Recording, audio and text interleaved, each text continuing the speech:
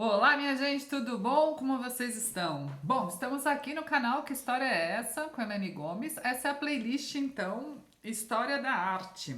É um programa especial porque estamos em época de quarentena e eu estou com um curso em andamento chamado Guia de Turismo. Então, a gente vai continuar com as nossas aulas por aqui também, mais uma ferramenta de aprendizado. Mas você que é simpatizante das artes, ou que você também quer interagir conosco, fique muito à vontade. Muito bem-vindo, muito bem-vinda. Combinado? Bom, nos programas anteriores estamos falando de arte brasileira, começando pelos indígenas, como arte primeiras. Comecei falando da arte pré-histórica, né? A gente falou da pintura na parede das cavernas, de alguns adornos corporais e de alguns objetos, de alguns artefatos que até então eram utilizados para o seu dia a dia, o dia a dia das aldeias, das diversas etnias, mas que devido à sua composição, devido ao seu volume, claro que foi dado uma questão artística, uma questão mais visual e estética. Então, eu estou continuando agora com este livro, História dos Índios no Brasil. Ele é incrível, maravilhoso. A organização é da Manuela Carneiro da Cunha e a editora é a Companhia das Letras. Fica aí a dica para consulta, para pesquisas. Muito bem, vamos lá.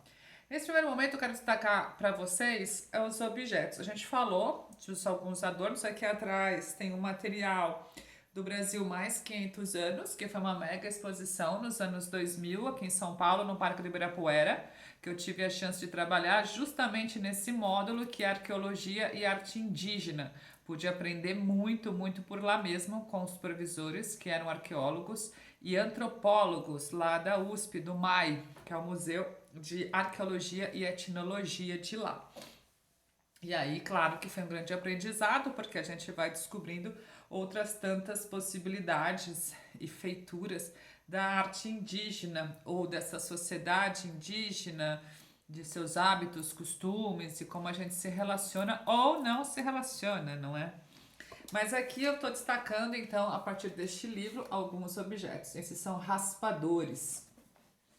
Raspadores longo, característicos da tradição itaparica. Olha só, vou aproximar aqui para vocês. Viram? Tem diversas formas, né? O que é um raspador? Como eu disse, é da tradição itaparica, vou repetir aqui, da população que ocupava, então, áreas do Cerrado, no centro do Brasil, entre 9.000 e 6.500 anos. Tá bom para você? Pois é. E a gente que achava que tudo começou em 1500, né? Só que não. São diversos rapadores, são artefatos utilizados justamente para o dia a dia, né? Vão vendo? Feito geralmente com pedra, né? E vão desbastando, então vai dando essa forma. Outra curiosidade desses artefatos também, lá de Santarém, daqui do norte do Brasil, não é? Região norte. Estes aqui, gente, é uma garrafa em cerâmica pintada de preto. Então, todo recipiente indígena, né, ele tem uma função. Então, não é um objeto decorativo, entende?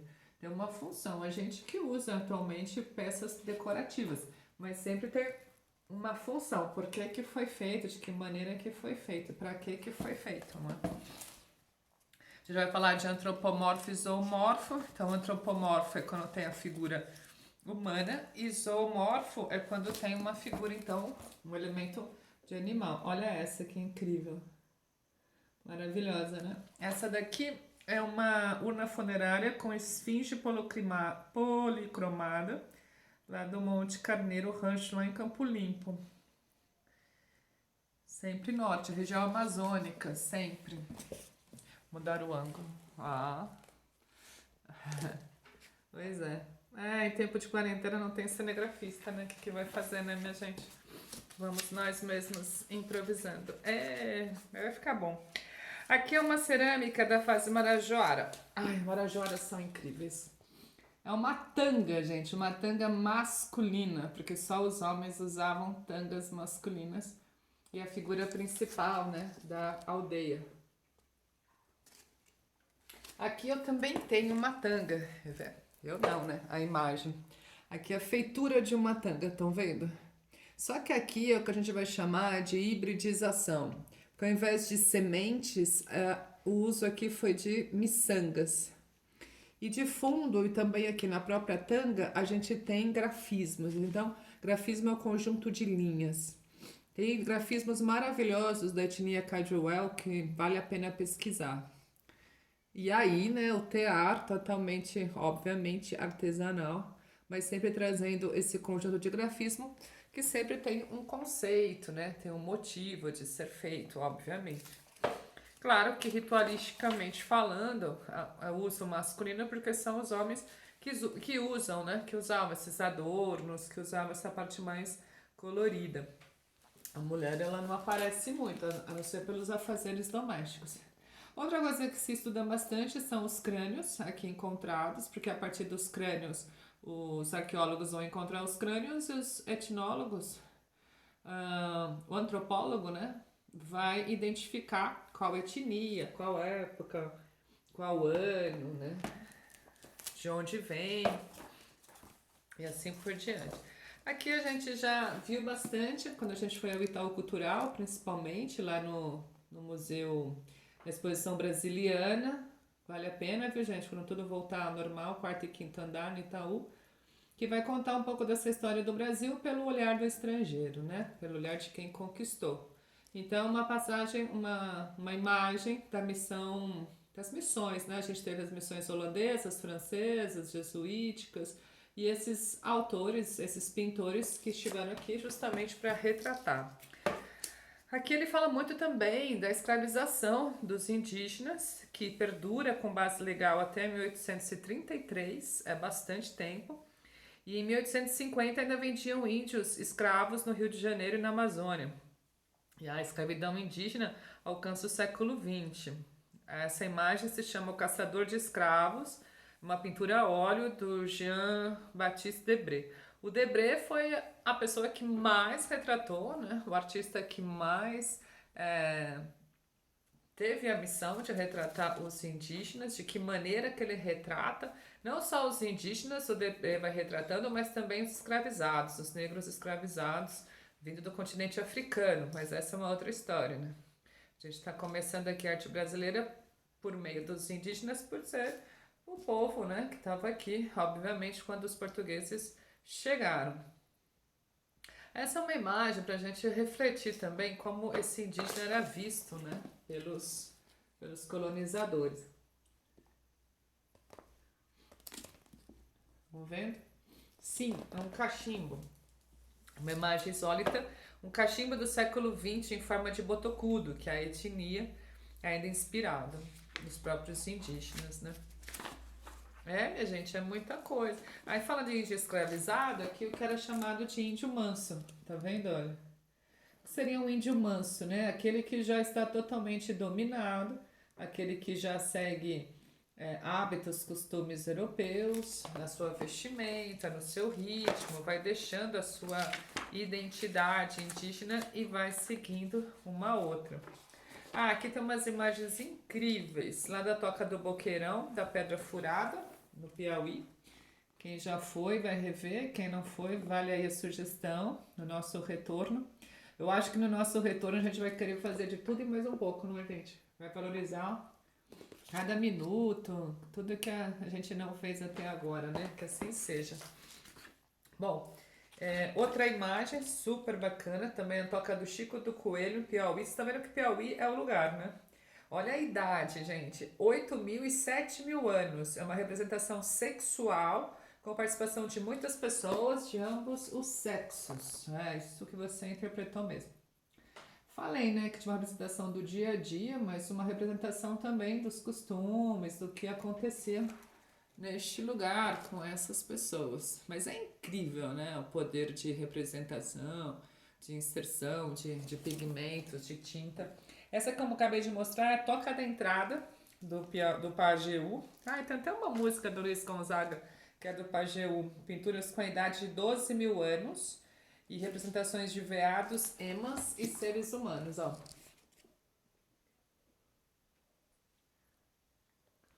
Viram?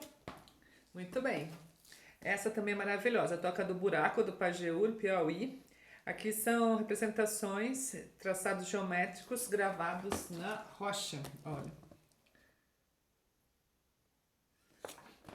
Muito bem. Outra linda também, essa na toca da entrada do Baixão da Vaca, também Piauí. É a representação de um peixe, aproximadamente seria um peixe bagre, tipo bagre.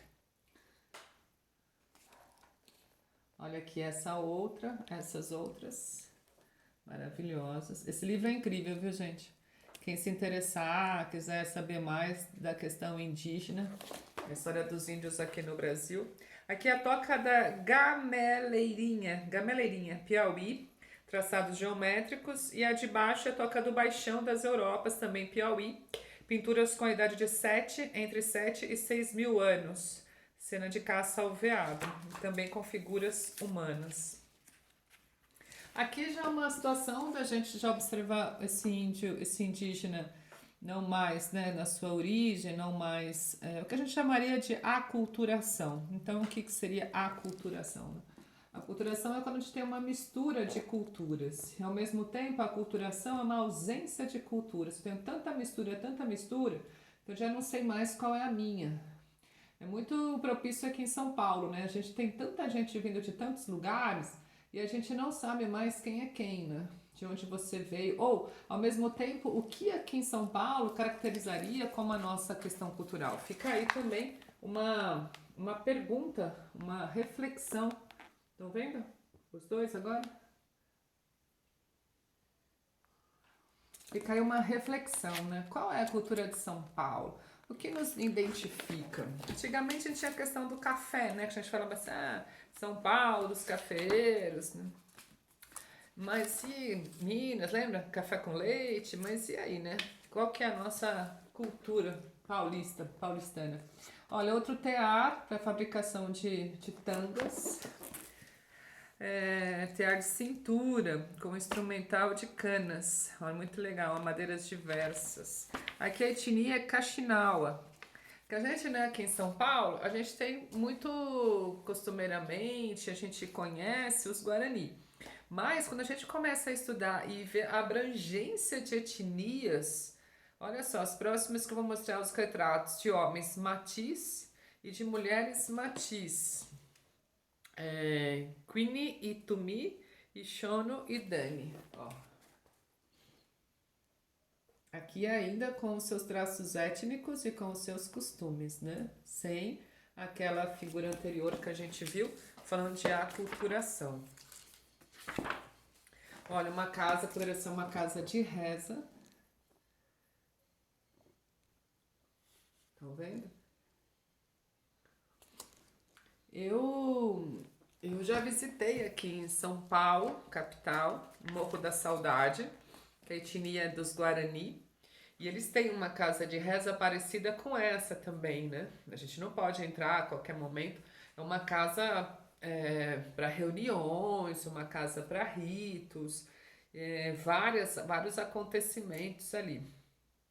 E olha que bacana agora essa sessão de imagens, de máscaras, de ritos e tudo feito com a natureza, né, minha gente? Aqui não tem nada industrializado nessas máscaras. Olha que incrível. Claro que aqui estamos com uma foto, né, de um livro, mas para mim, que tive a chance de trabalhar apresentando essas máscaras, a maioria veio do Museu Emílio Guild, Belém do Pará, que também esteve ameaçado aí ultimamente. É um museu. Aqui essa máscara entre a casca do Jurupixuna, lembra que eu falei para vocês? Tudo Jurupixuna, desde a primeira. Outras etnias aqui, olha essa aqui incrível. Maué. Esses adornos também são feitos com penas de animais, né? Mas, claro que tinha um propósito, não era assim, né? Vamos, segundo consta, não vamos matar o bicho para arrancar as penas e colocar aqui no adorno. Mas, nos Wayana, que eu conheci bastante, estudei bastante, outra etnia, Belém do Pará, eles tinham toda uma preparação, uma conversa até, sabe, com o animal. Geralmente as penas que já estavam no chão. mais máscaras de Urupshuna. Essa primeira aqui é a cabeça de um jacaré que sai da boca. E essa outra é um recipiente. Estão vendo? Então aqui tem instrumentos musicais para os ritos. Tem recipiente, essa última, recipiente de cabaça decorado. Olha que maravilhoso. E olha, gente, a preciosidade dessa decoração. As pessoas, elas ficavam muito curiosas nas exposições. Elas falavam, mas é aqui do Brasil mesmo, parece algo indiano, parece algo maia, asteca, inca, como eu falei, né? Sempre tinha essa curiosidade. A matanga de miçanga já pronta, ó. Aqui, lembra, a gente viu a feitura aqui atrás, no meu quadro? Essa aqui já está pronta. E essas clavas também, as bordunas também, que eram essas armas, né? Eram feitas como se fossem armas sagradas, sabe? Pro ritual. Impressionante. Não é qualquer coisa, sabe, gente? Eu brincava sempre assim nas exposições. Não é peguei ali o pote de tapuera e vou colocar um monte de coisa no meio. E aí um recipiente serve para tudo. Não é bem assim que a coisa acontece. É organização. Os Wayana diziam que você organizando. Então, quando eles vão fazer um trançado, é como se estivesse organizando o mundo, sabe? Então, uma coisa é a cesta para mandioca, outra coisa é a cesta do milho, outra coisa é a cesta para carregar a criança. Cada uma tem uma função diferente. Lembra? Olha, tá fazendo uma ponte, ó. Olha, gente, que beleza. Tá vendo? Quem precisa de várias câmeras? Fiz até aqui já um jogo de imagens. Então, aqui é o manto tupinambá e aqui atrás o mantelete, é um conjunto. Então, a pessoa mais importante da aldeia, geralmente o cacique, vai usar o mantelete na cabeça e o manto. Esse manto é gigantesco. Falam que ele vai do ombro até os pés. Manto tupinambá com as penas do guará. Mais uma vez aqui para vocês, mais perto. É lindo, né? E esse guará, que é chamado de muita semente vermelha, século XVI, minha gente. Lá na exposição, esse mantelete era a atração. Tinha uma vitrine para ele, sabe? Uma climatização específica para ele. As pessoas vinham só para ver o mantelete. Realmente uma peça raríssima, né? E aqui guardei para finalizar, dentro de uma maloca, que é uma casa, né? E essa indígena contando história. Creio eu, eles são muito contadores de história. E uma etnia que é a etnia Bororo também. Opa! O livro traz no final, né? Opa, aqui o mapa, olha que legal. Tá vendo? De uma organização de uma aldeia. Seria uma planta baixa, né? Muito bem, minha gente. É para daqui em diante vocês continuarem pesquisando essas questões indígenas. Eu falei de algumas etnias, tem muito mais. Aqui em São Paulo é mais comum os Guarani, que se localizam então aqui na região da Barragem, Colônia Parelheiros, distrito de Parelheiros, mas ainda é São Paulo capital. E a gente tem também na Serra, a gente tem em Peruíbe, a gente tem em Itanhaém, aliás, esses nomes todos, nomes indígenas, né? A gente tem no Jaguaré, a gente tem em vários lugares ainda a etnia dos Guarani. Então vale a pena a gente pesquisar também as questões indígenas, os nomes que são dados à nossa cidade. Então Ibirapuera, o que significa? Engabaú, o que significa? Fica aí uma tarefa para vocês, sabe? Qual a origem desses nomes, o que eles significam. Porque essa terra até então, estavam quem aqui, né? Os indígenas. Feito, minha gente, vamos lá, hein? Tarefa, a gente volta a conversar, pode colocar aqui nos comentários, ou a gente continua no Facebook, no Classroom ou no próprio WhatsApp. Feito? Um grande abraço. E se você gostou aqui da nossa aula, também pode deixar o seu comentário, o seu like, poste e compartilhe. Até mais, gente!